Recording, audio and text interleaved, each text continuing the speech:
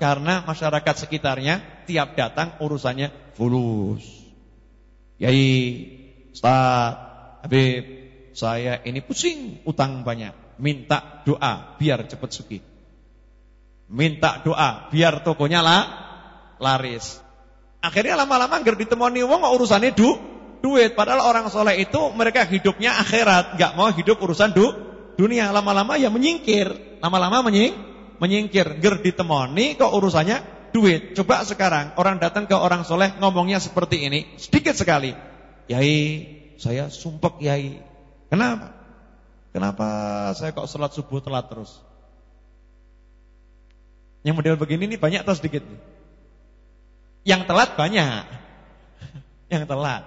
Tapi yang datang kiai nangis-nangis, sedih, sumpek, dipikir ini kiamat tiba. Napa? Kula niku yai gur salat subuh kok telat terus gitu ya. Wis tak pas beker nanti 10 gitu ya. Tapi ben esuk ya remuk kabeh, banting semua gitu ya. Ya yang begini kira-kira banyak enggak ini? Dikit yang telat banyak, tapi yang datangi ulama untuk cari tombol hati itu sedikit. Yai saya pengen tahajud tapi kok enggak bisa bangun. Caranya gimana yai ya? Apa saya ini kebanyakan dosa yai? Kok sampai seperti ini? Tapi saya mau mendek dosa juga belum bisa yai ini. Sekarang semakin sedikit. Makanya orang-orang soleh ini kalau kita ada di kampung kita, masyarakat kita, ada orang yang dikenal kesolehannya, ta'adub harus. Kita harus ta'adab. Nah ta'adab ya, pegang adab terhadap orang-orang soleh tersebut. Fazahadahum fi hadzal dar. Nah mereka orang-orang soleh ini setelah dipilih Allah, sifat utamanya sama Allah dibuat zuhud terhadap dunia. Zuhud terhadap dunia. Cuman jangan salah tafsir. Zuhud itu artinya di hatinya sekecil apapun tidak ada bagian dunia. Di hatinya sekecil apapun gak ada bagian dunia. Jangan ngaku-ngaku loh kita. Zuhud tidak ada hubungannya dengan kekayaan atau kemiskinan. Zuhud itu adanya dalam hati. Ya, jadi di hati sama sekali gak ada dunia. Jangan kita mengatakan, oh saya udah zuhud Ustaz, yai udah zuhud. Nanti dulu lawang sandal diteleh neng jobo cek mikir ilang apa ora ya. Gitu bilang zuhud. Ya kan? Ini kalau orangnya zuhud betul, enggak mikir dia, enggak ada perasaan sandalnya hilang takut, enggak ada. Motornya hilang takut, enggak ada. Usaha. Parkir yang benar, dikunci yang benar, tapi enggak ada pikiran hilang apa ora ya, hilang apa ora. Kalau begini namanya dunia ada dalam hatinya. Orang yang zuhud gak begitu. Udah dijalankan, diterapkan dengan benar. Tawakkal Allah, ikilha fatawakkal. Ontamu talenono, tawakal udah pasrah. Masuk masjid. Nah kita sekarang gak begitu. Dari yang kecil sajalah, paling kecil. Harta yang ada pada kita itu kalau hilang mesti bingung. Ya hilang bingung. Kedudukan hilang juga bingung. Pangkatnya hilang juga bingung. Nah itu dunia. Cinta kedudukan, cinta pangkat, cinta harta dan lain sebagainya itu dunia. Nah ini tidak boleh dalam hati. Dunia itu cukup di kantong. Diambil buang, buang. Kalau dunia di hati ngerogohnya kangelan, pasti sakit. Masih ingat kan ceritanya seorang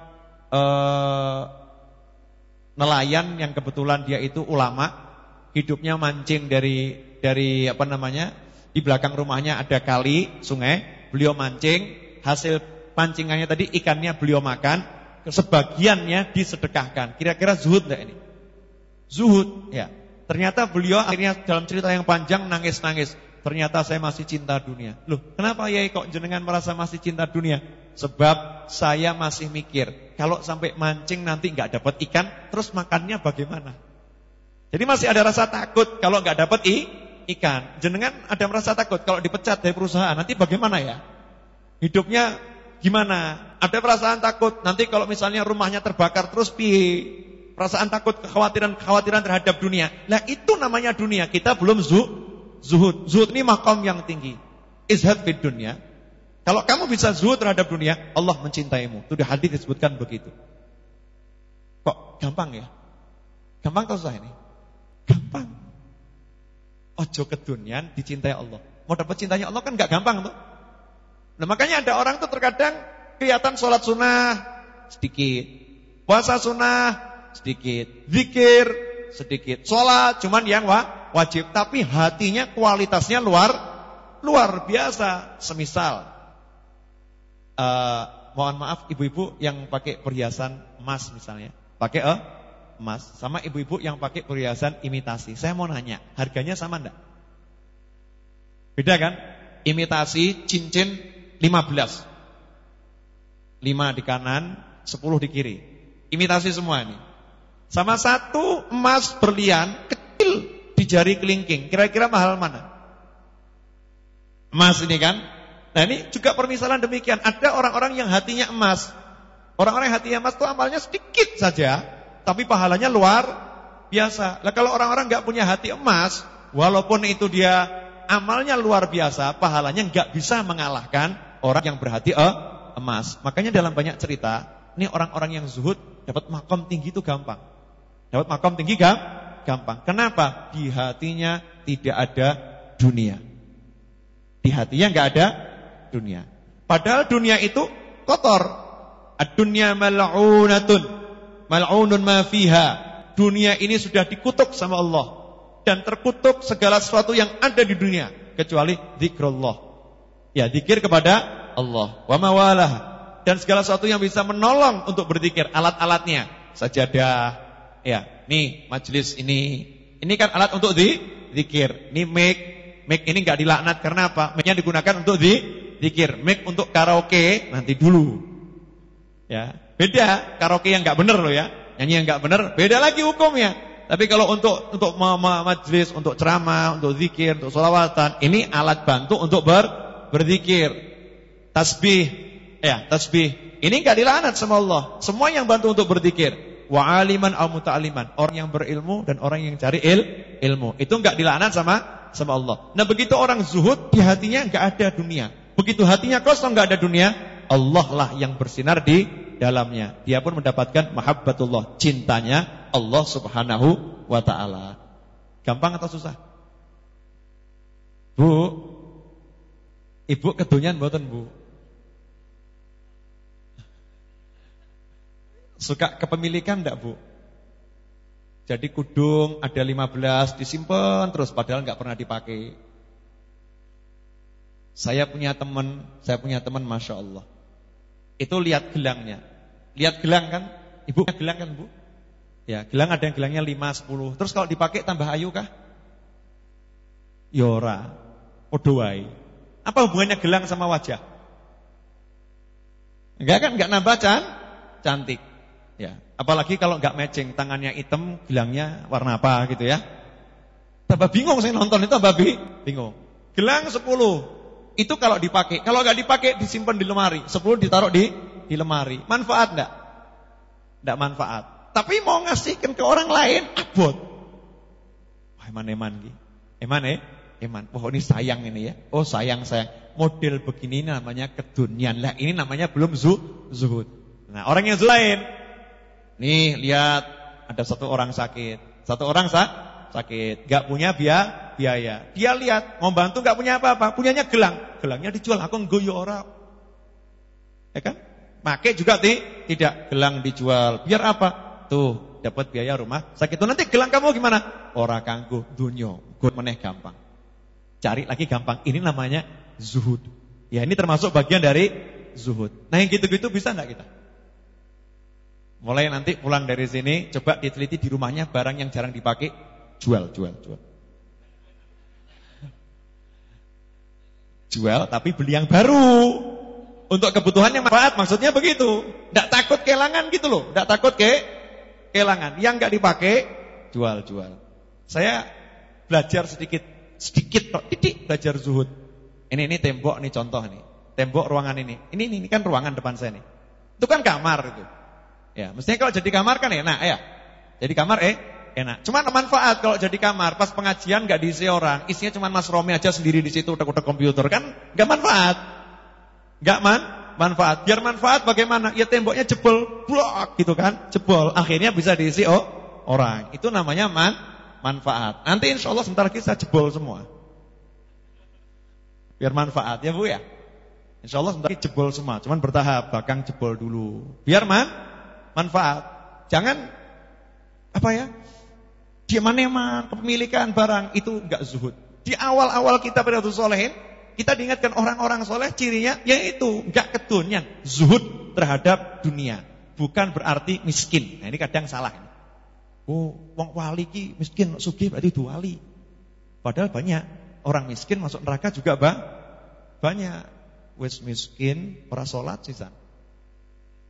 Ya kan? Naudzubillah min dzalik. Dunia sengsara, akhirat celaka. Kan enak dunia sengsara, akhirat bahagia. Gitu? Ya ndak. Dunia bahagia, akhirat bahagia. Kan seperti itu. Al-Habib Ali bin Muhammad bin Husain Al-Habsyi, Sahibul Maulid Simtu Duror, beliau mengatakan akhir zaman ini orang kaya yang bersyukur itu lebih utama derajatnya daripada orang miskin yang sabar. Miskin sabar, gampang atau susah? Banyak orang miskin gresulo kan, kurang mampu tapi gresulo. Orang kaya syukur, banyak enggak? Enggak. Dikit orang kaya syukur itu dikit, yang banyak kaya lupa. Yang banyak itu orang kaya lupa. Kaya syukur itu sedikit. Nah, urusan zuhud gak ada hubungannya dengan kaya dan miskin. Banyaknya harta sedikit harta enggak. Kadang ada orang itu duitnya turah-turah, tapi dia zuhud. Kenapa? Gak ada di hatinya. Uangnya gak ada di hatinya. Semua letaknya di luar dirinya ini. Jadi gak ada merasa memiliki sesuatu. Semua miliknya Allah, bukan milik saya. Tapi jangan kemudian jenengan datang ke rumahnya orang yang seperti ini. Ini ada satu kisah ini. Satu orang itu Ramadan keliling minta-minta. Ya, keliling minta-minta, Bu. Kemudian ngomongnya itu dengan bahasa, saya minta hakullah, saya minta hakullah. Hakullah itu kalau diartikan haknya Allah, miliknya Allah. Saya minta miliknya Allah, bukan milik kamu. Yang saya minta miliknya Allah. Ada satu rumah besar, ya, bagus. Ada orang lagi ngecat rumah itu. Ya, ini orangnya masih hidup, insyaallah panjang umur, bukan di Solo. Kebetulan nih orangnya orang kurang mampu, cuman dipinjemin rumahnya orang agak kaya. Suruh tinggal di situ dulu. Nah, dia ngecat rumahnya. Nah, pas siang-siang Ramadan, jelang zuhur, panas-panas, datang orang minta-minta, saya minta hakullah, saya minta hakullah, sama agak keras minta gitu kan. Saya minta miliknya Allah, saya minta miliknya Allah. Nah, ini orang yang di atas juga podo pas-pasannya. Jadi wong ora duwe diparani karo wong duwe. Nah, yang di atas lagi puasa, ngecat capek, yang di bawah teriak-teriak minta haknya Allah. Yang di atas turun, tunggu sebentar.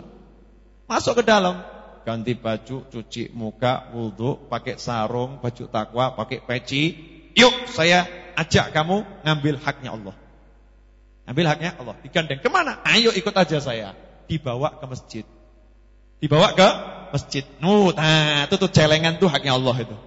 Ya, itu karpet ini haknya Allah. Kalau hak saya enggak punya apa. Kalau mau bawanan rada keprui sak kampung kowe.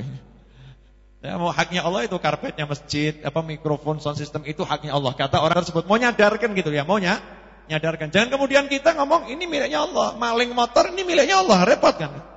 Saya pernah ketemu orang model begitu. Jadi nasallahu alaihi wa min dzalik, akalnya berubah gitu ya, akalnya berubah. Dia menganggap semua miliknya Allah. Jadi ngambil mobilnya orang enggak apa-apa, miliknya Allah. Ya, ngambil barangnya siapapun enggak apa-apa, itu miliknya Allah. Naudzubillah min dzalik. Memang semua kita yakini miliknya Allah, tapi ada aturannya. Nah, jangan kemudian kita menganggap, oh ini orang kaya ini kalau enggak mau ngasih berarti enggak zuhud, enggak begitu.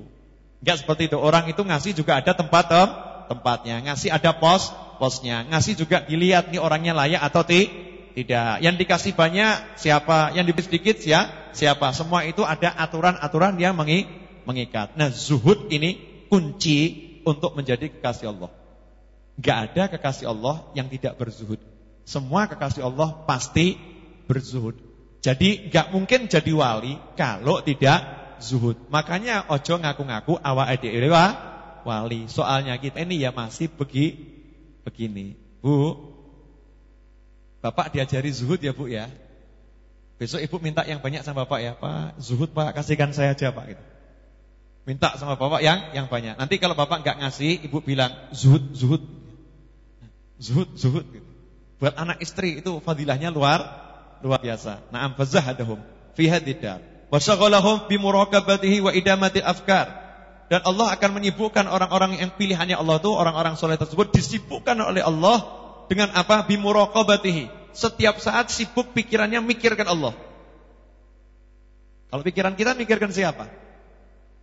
Orang soleh itu pikirannya sibuk mikirkan Allah. Ini saya lagi dilihat sama Allah. Kira-kira Allah senang enggak sama saya ini? Saya lagi dilihat sama Allah. Kira-kira Allah cocok enggak dengan apa yang saya perbuat? Saya lagi dilihat sama Allah. Kira-kira Allah ridho enggak dengan apa yang saya lakukan? Mikir nih, Allah menilai saya seperti apa? Sibuknya begitu. Lah kalau kita sibuknya mikirkan orang lain. Betul enggak? Mikirkan pandangan orang lain. Mikirkan penilaian orang lain. Mikirkan, ya itu tadi, bagaimana nanti responnya orang lain. Tapi kita enggak mikir responnya Allah. Contoh. Ini contoh ya. Mohon maaf Pak, Bapak punya anak gadis. Usia udah balik, kan begitu. Nah, ini ada orang tua yang merasa malu kalau anaknya pergi ke pesta perkawinan pakai busana muslimah.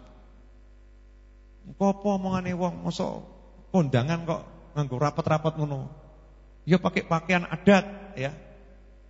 Bla bla, bentuknya seperti ini sehingga ada bagian-bagian yang terbuka. Karena malu dipandang manusia, nanti kalau rapat tapi tidak malu, takut atau atas pandangannya Allah. Ini kebanyakan manusia.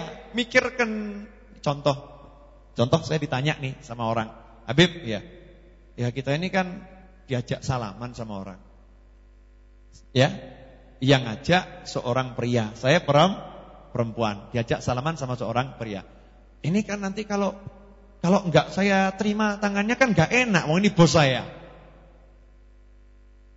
Tersinggung nanti, ya kan? Tersinggung. Ya, enggak enak, tersinggung, nyakiti hatinya dan lain sebagainya. Akhirnya jabat tangan, salaman gitu kan? Enggak dicol-col ke. Terus begini lama nih salamannya ini. Ini kan dosa, bukan mahramnya. Lah untuk urusan yang begini, ya jangan jaga hati manusia. Mau marah, mau jengking, mau apapun terserah. Tapi kita perhatikan kira-kira Allah bagaimana. Allah senang enggak? Allah enggak senang tinggalkan. Kalau Allah senang lah lakukan. Kalau Allah senang enggak usah ngurusin orang. Satu dunia mau benci silahkan. Silahkan. Makanya Rasulullah SAW enggak peduli manusia mau ngomong apa. La ilaha illallah. Wah kamu gila, kamu begini tukang sihir. La ilaha illallah. Terus jalan. Tapi kita jaga adab-adabnya tetap dijaga, semuanya dijaga, tapi jangan takut penilaian manusia kalau kita berada dalam jalannya Allah. Dan takutlah atas penilaian Allah meskipun jalan kita dipandang manusia semua benar. Semua orang mandang nih, oh ini benar, ini oke, tapi kita tahu kan kira-kira Allah bagaimana? Kira-kira Allah bagaimana dengan kita? Dan itu taunya kalau kita punya ilmu. Lah orang soleh hidupnya merenungkan terus bagaimana penilaian Allah. Bahkan ada di antara mereka yang selama sekian puluh tahun tidak berani dangak ke langit. Nah, dangak gini gak berani, jadi nunduk terus. Kenapa nunduk terus? Malu sama Allah. Saya dilihat sama Allah, malu sama Allah. Orang malu itu kan nunduk kan, jalan sambil nunduk karena malu. Nah ini orang soleh gak berani dangak, mendongkakkan wajahnya ke arah, noleh ke arah langit karena apa? Malu, ya. Sifat malunya kepada Allah semakin terasa sampai tubuhnya itu terus dingkluk, ya, terus dingkluk. Di Al-Qur'an disebutkan wa ibadur rahman alladzina yamshuna 'alal ardi hauna. Hamba-hamba Allah yang Maha Penyayang itu jalan di muka bumi, mereka dengan jalan yang lembut sekali sambil menundukkan diri. Ini ciri-ciri orang-orang yang soleh. Alhamdulillah, ini sedikit yang dapat saya sampaikan. Habib Husain bin Anis, fadhol kasih tambahan.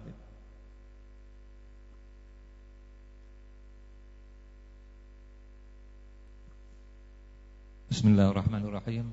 Alhamdulillahirabbil alamin, hamdan katsiran thayyiban mubarakan fi ala kulli hal kama yuhibbu rabbuna wa yarda. Asyhadu an la ilaha illallah wahdahu la syarikalah wa asyhadu anna Muhammadan abduhu wa rasuluh. Allahumma shalli wa sallim ala sayyidina Muhammadin wa ala alihi wa sahbihi ajma'in. Alhamdulillah, saya merasa senang bisa ikut belajar di sini, mendengarkan mutiara-mutiara ilmu yang disampaikan oleh Ustadz Noval barusan. Saya mungkin mau menambahkan sedikit aja. Tadi terakhir banyak dibicarakan tentang zuhud. Zuhud ini saya masih ingat kalau di dalam kitab Idahul Asrar Ulumil Muqarrabin ya. Idahul Asrari ya, Ulumil Muqarrabin ya. Itu disebutkan bahwa zuhud itu didefinisikan sebagai at-taqallul minal asya. Ya. Jadi mengambil sedikit dari apa-apa yang ada, dari segala sesuatu. Kalau menurut ajarannya Ki Suryo Mentaram, ya, Ki Ageng Suryo Mentaram kalau tidak salah, itu disebutkan oleh beliau sak perlune, sak cukupe, sak butuhe. Kira-kira seperti itu ya, kira-kira mungkin mirip seperti itu. Nah, sehubungan dengan zuhud ini ada cerita yang bisa diambil hikmahnya. Ada, kita pernah dengar Danau Galilea. Yang satu lagi Laut Mati. Laut Mati itu airnya busuk baunya. Warnanya juga tidak menarik. Karena di situ kandungan garamnya terlalu tinggi. Karena airnya busuk, keruh, maka dalam air itu tidak ada apa-apa, tidak ada kehidupan di situ, tidak ada ikannya. Karena tidak ada ikan, airnya baunya busuk, maka tidak ada orang yang mau tinggal di sana. Dan tumbuh-tumbuhan juga di sekitarnya tidak ada, gersang gitu. Sebaliknya, tidak begitu jauh dari tempat itu ada Danau Galilea. Danau Galilea itu airnya segar, danaunya kaya dengan kehidupan, banyak ikan, berbagai jenis ikan hidup di situ. Karena airnya segar, danaunya kaya dengan kehidupan, maka banyak orang yang tinggal di situ. Karena banyak orang yang tinggal di situ, maka suasana juga hidup, banyak tumbuhan. Jadi di sekitar situ tempatnya indah. Padahal Laut Mati dan Danau Galilea ini sumbernya sama, yaitu Sungai Yordan. Kenapa kok bisa seperti itu? Sumbernya sama. Semuanya ini, dua tempat ini airnya berasal dari Sungai Yordan. Kok bisa? Kok bedanya sangat jauh itu? Karena apa? Kalau Laut Mati itu semua air dari Sungai Yordan itu masuk ke situ, dia tidak kemana-mana, tetap di situ. Tapi kalau Danau Galilea itu air dari Sungai Yordan masuk ke danau itu, kemudian dari danau dialirkan ke sawah situ, ke sawah sana, ke sawah sebelah sana, ke arah ke sungai yang situ. Jadi akibatnya apa? Airnya selalu segar. Nah, itu bisa juga diambil pelajaran bahwa kalau kita ini mau seperti Danau Galilea, kita lihat rumah kita ini. Rumah kita ini gambarannya seperti apa? Seperti Laut Mati atau Danau Galilea. Kita lihat lemari kita. Kita hitung kudung kita tadi kan disebut kudung kan. Kudungnya ada berapa? Yang dipakai berapa? Kudungnya ada 15. Yang biasa dipakai cuma 4. Ya sudah, 15 dikurangi 4. Nah, 11-nya dialirkan ke sana, ke sini, ke situ. Nanti insya Allah akan muncul kudung-kudung baru yang jauh lebih menarik. Nanti akan banyak orang-orang yang datang sama kita karena merasa kita ini orang yang dianggap memberi manfaat kepada lingkungannya. Periksa sepatu, pakaian, celana, ya. Nanti sampai di rumah kita tadi kan di antara yang diajarkan oleh Ustaz Novel tadi kan ada kita diminta untuk merenung. Ya. Itu ada hadis yang at-tafakkur sa'ah katanya. Nah, lebih baik dari ibadah setahun, bayangkan. Karena tafakur ini sangat penting. Kenapa? Karena apabila kita tafakur, kita bisa mendapatkan pengertian. Nah, pengertian itu yang nanti bisa merubah jalan hidup kita. Nanti kita lihat sampai di rumah, kita renungkan mana ini di antara kekayaan kita, harta-harta kita yang perlu dialirkan. Nanti insya Allah kalau sarung itu tidak pernah kita pakai, tapi kita simpen terus, ya tidak akan dapat sarung yang baru. Tapi kalau sarung yang ini tidak pernah dipakai, atau baru kita pakai sekali, masih layak ya, masih layak untuk dihadiahkan, kita hadiahkan, insya Allah akan muncul sarung-sarung yang baru, akan muncul gudung-gudung yang baru, pakaian-pakaian yang baru. Begitu juga yang di kantong. Yang di kantong itu kalau kita mau pakai tadi at-tagallul minal asya, kalau kita alirkan maka nanti akan mengalir lagi sumber-sumber yang baru, yang lebih segar, yang lebih banyak. Nah, kata yang bisa saya sampaikan. Mudah-mudahan bermanfaat bagi saya dan bagi Anda sekalian.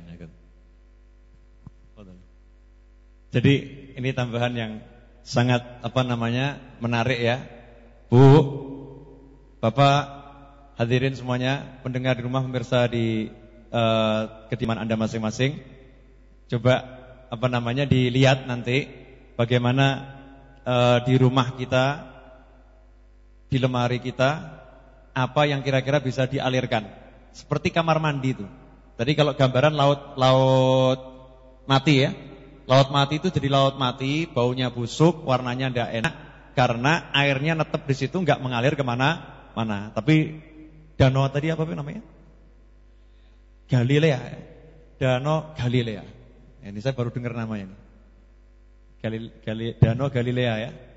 Danau Galilea ini sumbernya sama dari Sungai Yordan, tapi ternyata ya airnya seger, enak dan sebagainya. Soalnya dari danau itu mengalir ke sawah, ngalir ke sungai yang lain, ya kan, ngalir kemana-mana. Jadi airnya seger. Sama dalam hidup kita, yang kita miliki alirkan, nyah-nyoh.